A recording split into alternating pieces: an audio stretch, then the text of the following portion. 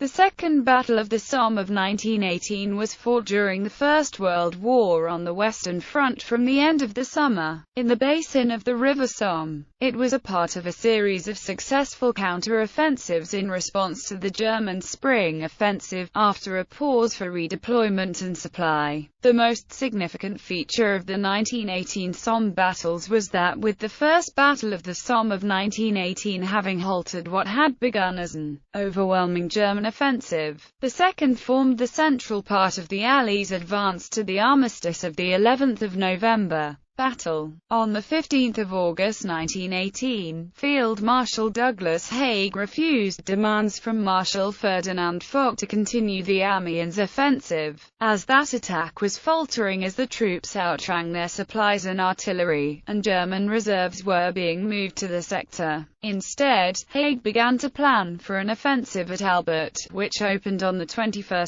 August. The main attack was launched by the British Third Army, with the United States Second Corps attached. The second battle began on 21 August with the opening of the Second Battle of Bapaume to the north of the river itself. That developed into an advance which pushed the German Second Army back over a 55-kilometer front, from south of Douai to La Fère, south of Saint-Quentin, Aisne. Albert was captured on the 22nd of August. On 26 August, the British First Army widened the attack by another 12 kilometres, sometimes called the Second Battle of Arras. Bapaume fell on 29 August. The Australian Corps crossed the Somme River on the night of 31 August, and broke the German lines at the Battle of Montstreet, Quentin and the Battle of Péronne. The British Fourth Army's commander, General Henry Rawlinson, described the Australian advances of 31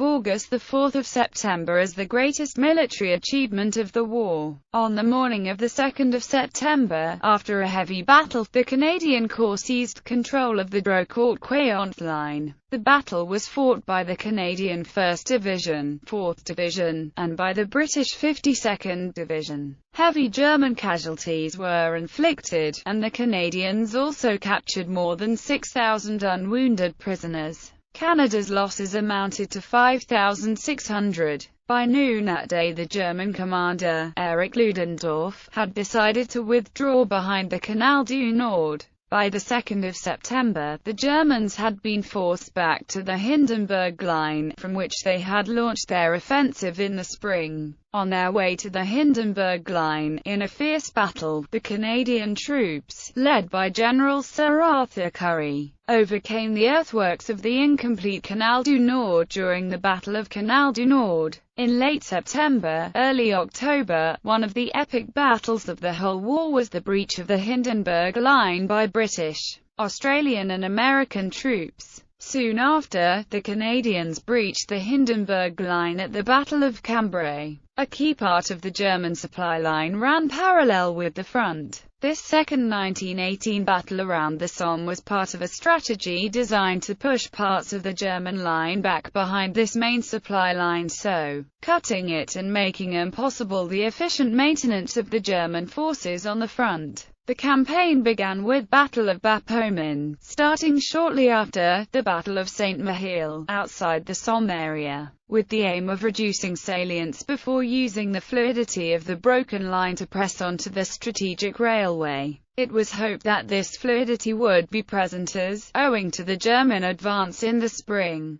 the German forces were well in advance of their hitherto impregnable, very well prepared defences on the Hindenburg Line. This policy worked, but it took some very determined work at the Saint-Quentin Canal, among the prepared defences, to achieve success.